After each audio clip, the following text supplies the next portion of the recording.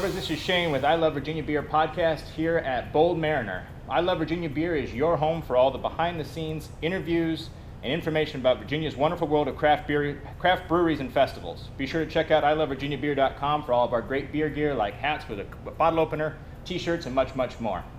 Today on the podcast, we have Michael Stacks, owner, and John O'Reilly, head brewer of Bold Mariner Brewing Company. Thank you guys for joining us on the show. Thanks for having us on, Shane. Yeah, appreciate it. So tell me a little bit about how Bold Mariner came to be. What's the background story? It's an odd name. It's a cool logo. So the name came about kind of going in the Wayback Machine. All the original names that we were thinking of once I got to the point of forming the brewery started popping up as already being a brewery in another part of the country that I hadn't heard of yet, which made us start over on the branding, the original branding that we thought. So started doing a lot of brand exploration. Who are we? Who do we want to be? So we really looked at the local area here. And what we thought would be a good name and for a brewery to represent the 757 Hampton Roads, Chesapeake Bay. The theme that we kind of came up with, and my background being in the Navy was everybody in this area has some sort of connection with the sea, whether you are military or in the Merchant Marines. Norfolk Southern has the big coal pier right behind us. There's the terminals, fishermen, surfers, sailors everywhere here. So everybody can kind of relate to the relationship with the bay. That is where the Mariner name came from. And once we had the Mariner name, we had to kind of pick what is it about being a mariner? What do we want to be? How does it tie in with the beer? So we looked at a bunch of different stuff, and Bold Mariner is what we ended up coming up with. And after all of that branding exploration, all of those names that we were thinking about before were way happier. We feel it's a better representation than what we could have ended up with. So it worked out really well. The logo with the trident it's obviously tied with the nautical military, Neptune, the Navy. It's a symbol that relates. The Neptune statue in Virginia Beach has the big trident on it, so it has a local tie here. We took our own take on and our own design of the trident for the brewery, and it all just kind of came together. Very cool. Have you guys been together since the very beginning? Not, yeah, but John came on pretty soon after we started. So I kind of thought I'd be able to open a brewery and brew one day a week on a Saturday, and still be able to manage the day job. And it found myself in over my head really fast and needing some help. So, we opened the doors in November, and John, you started in January. So, okay. I made it all of about 3 months, and John pretty much saved my life because I probably would have died of sleep deprivation, and he makes beer a hell of a lot better than I did anyway. So we're very fortunate to get him on board. But it's been almost 3 years now, right? Yeah. 3 years, okay. And you, how long have you been doing the brewing? Professionally going on either 6 or 7 years now. Wow, okay. Yeah. Very cool. Yep. So how did you guys come together and collaborate on what you've got going on already? Well, John came aboard when we advertised that we were looking for a brewer, and timing and everything worked out great. So I had previously met John at a couple of the beer festivals, but he was looking to move back into the area. So he came in to do the interview, and from the first interview, meeting John, we knew personality-wise and the beer style. John brought in some of his beers to drink, and they're fantastic. We talked about interview. Yeah, well, we talked about different kind of beers that we liked and what we liked to brew, what I liked, and some of the other guys that came in, we were 180 out, and from the beginning, it was just like, man, this guy's perfect. And then from there, we started. John started with some of our original beers, and then immediately as the next season rolled, we started incorporating John's recipes. There's a couple that we kind of collaborated on, but he's got the ball in his, all the new beers that are coming up. John's. That's great. Yep. How did you guys each kind of find yourselves wanting to brew beer? I have like a culinary background, and was just intrigued by the process and the flavors going together and whatnot, and just gave it a try as a hobby, and escalated quickly to an obsession, and so then starting to work in the industry, and just kind of took over my life, and still it has, and just keeps going. Yeah, I mean, with cooking, it's really subtle. There's all those little subtle pieces of like chemistry kind of things that go together to make a flavor. I imagine it's pretty similar with beer. Yep. Something very similar. So that's usually too how we get a lot of inspiration for our beers, is inspired by food and things we trying to recreate it into a beer, which is like really fun and ties in like my past experience with what I'm doing now, and usually all those beers are really well received too. It's great. And how do you, Michael? Did you go from going from Navy to brewing? Well, I went from brewing to Navy. Oh, really? Back to brewing, So not this is professionally. back So before I joined the Navy, I was home brewing. My dad and my grandfather home brewed before, and it was something that when I was growing up, I used to, watch them do it. I was around it. Home brewing has changed enormously since they were home brewing, and now, but when I started home brewing back in Michigan, this was in the late 90s, the craft beer scene was really like just starting there. Bell's just opened in Kalamazoo, and he was still on a really small system, and went in there with my brother and saw like, hey, this is, wow, you can do this, not just, as a home passion, you can actually do a business with it. And I talked to my brother, and back then we were planning on opening a brewery, but I also really wanted to join the Navy. I thought, well, I didn't foresee craft beer exploding the way that it did. I thought, hey, I mean, I can open a brewery anytime, but I have to join the military while I'm young. So I chose to go down that path. And I really didn't think I was going to spend as much time in the military as I did, or end up here, in Virginia. But I did, and as Virginia started to grow, decided, hey, if I really want to do this and continue to brew, I have to make it happen now. So that's really when we started to push to get the brewery open. That's awesome.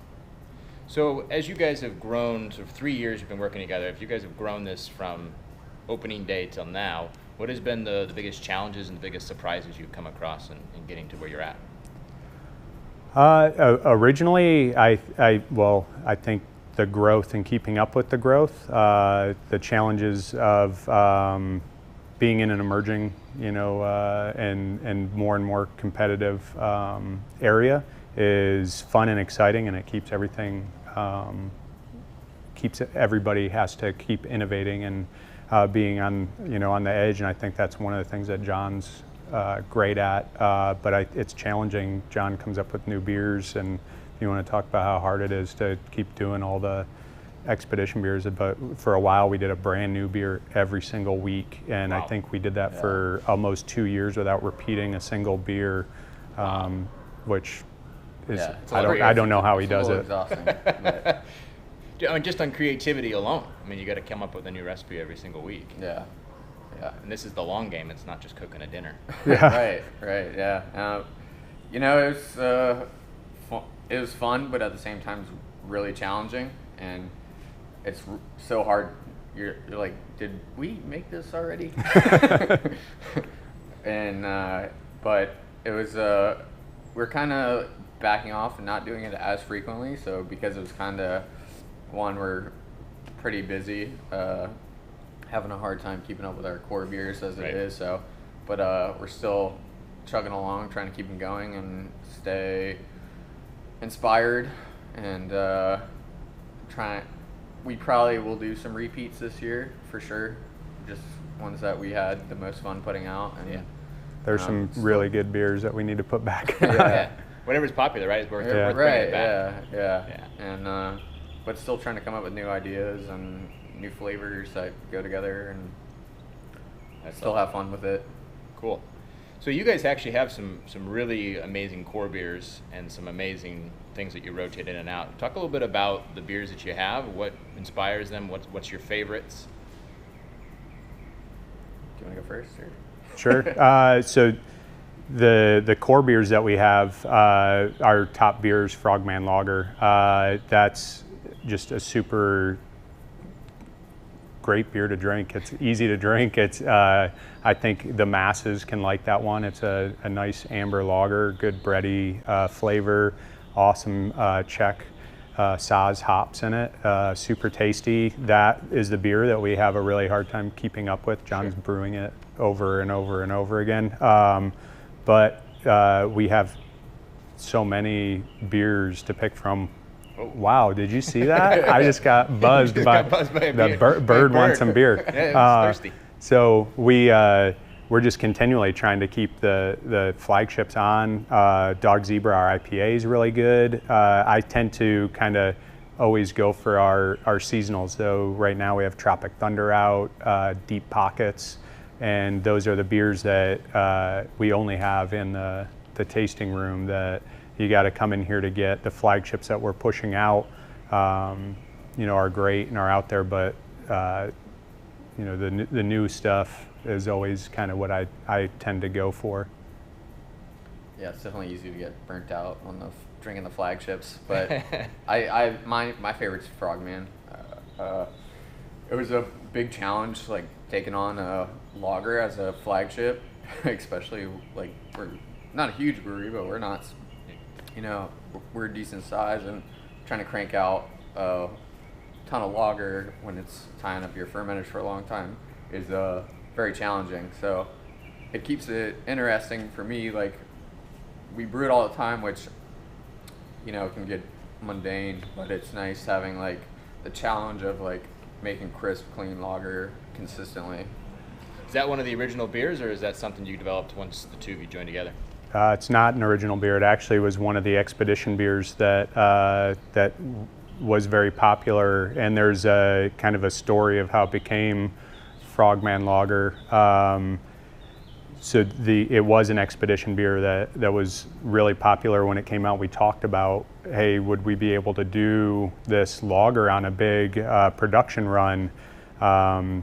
Turns out it was, when we decided to scale it up, it was very popular and caused us to completely run out of beer. So we had to shut down the brewery last summer while we were trying to make more inventory, getting ready to open it back up. But it went from being an expedition beer to we had a phone call from the UDT Seal Association, which is a local charity here that looks after veteran Navy SEAL Special Warfare, Naval Special Warfare guys to help take care of them when they transition.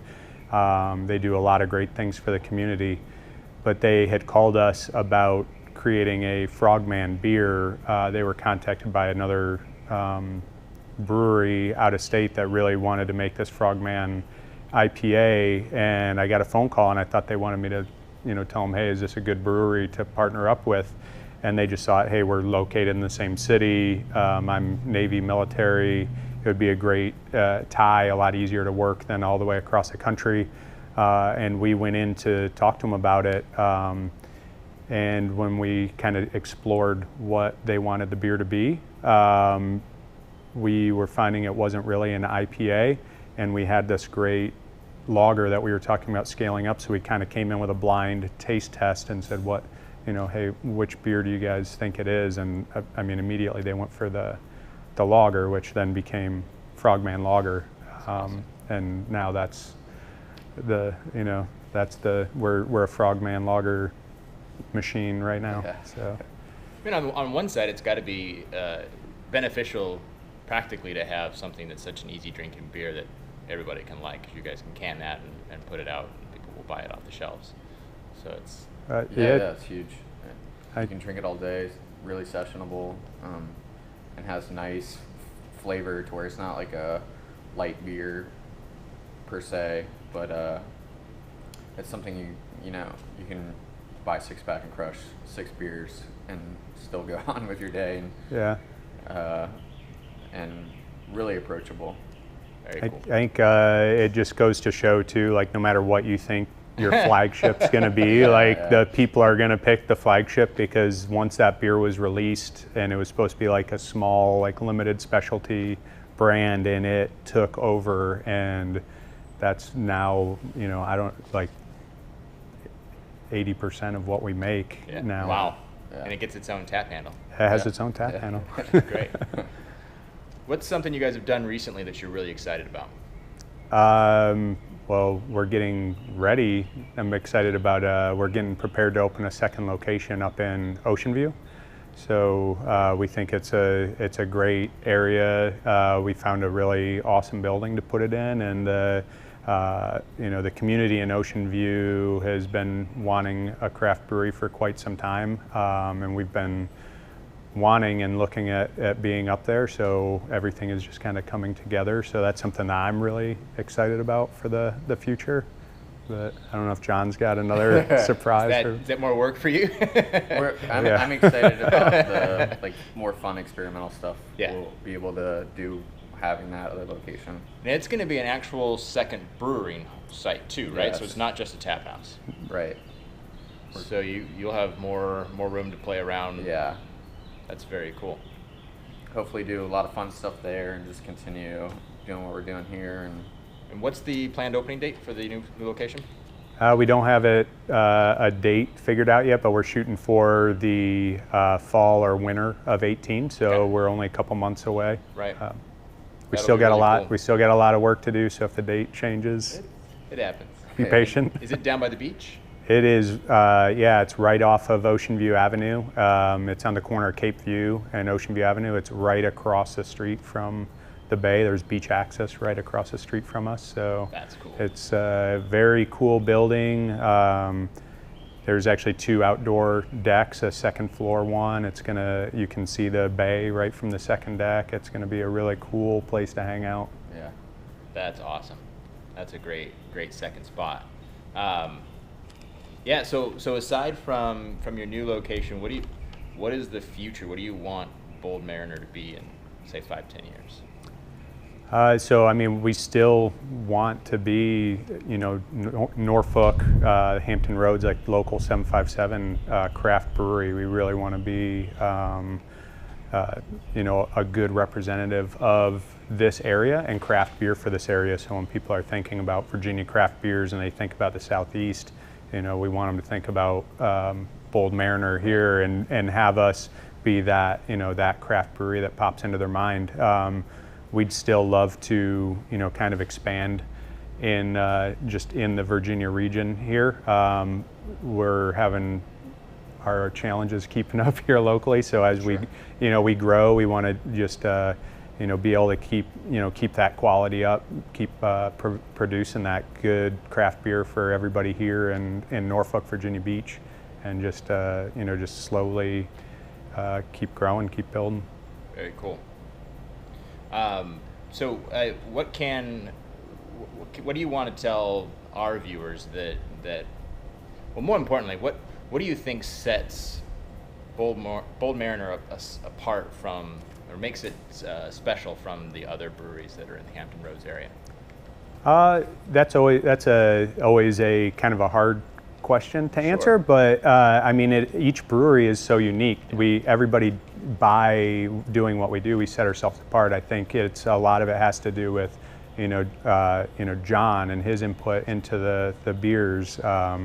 everybody that works here. You know, Melissa works with us behind the bar. She plays a big role in it. My wife Carrie does a ton of everything for the brewery, and everybody's personality lends into who we are. It's also the area around us. So, you know, we're right down here. We're in between Larchmont and Ghent, and a lot of our customers come from that area, and they help create who we are based off of what beers we make, what they ask for. But it's what sets us apart from other local breweries is really it's the team, it's the guys, it's the community that's around us. That's great.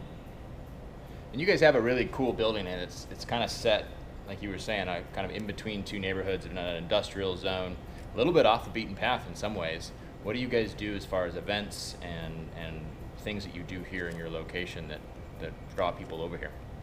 We usually do a couple events throughout the year. We don't do them, every week, every month, but we have our two biggest events probably is the block party that we throw in the summer. So we will bring in a lot of the local bands that are coming in. We'll bring in a couple food trucks. We close off the street.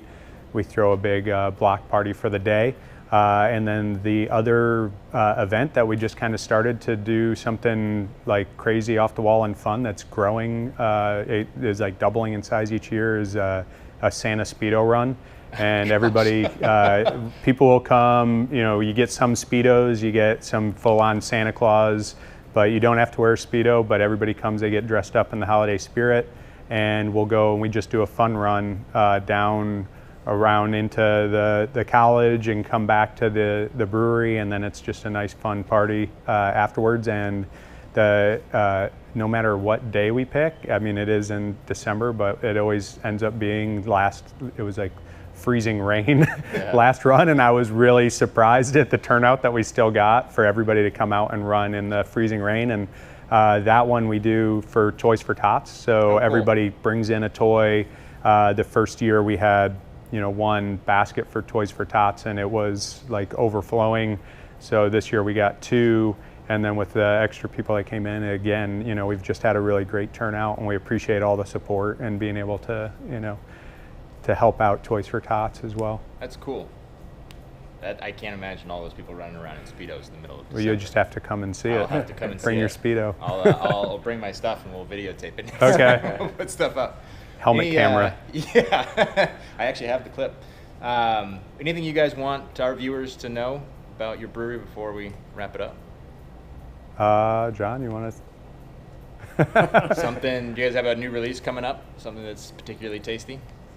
Well, so with the Deep Pockets that we released, we decided that we wanted to keep that style of beer going. So you're going to continue to see it come out as limited batches.